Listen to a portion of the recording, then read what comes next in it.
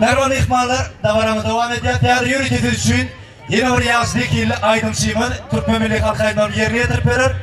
Yine atam, yürütücünün toyunu kutlap, bardan vekili yaşayıcı Murat Kurban Merdi, Türk Menevada Azerbaycan'ın mevsayat bolyanır. Yine mümkün olsun Murat San için merhabalar bir çapak saraylı. Bir çapak saraylı merhabalar. Ve çapak saraylar ömrünü udak bordu, çarpmadıklar. Senin ömrümüz oradan udak bordu. Yürütücü için Murat Kurban Merdi, merhabalar Kurban Aylın yaşaydım sizi.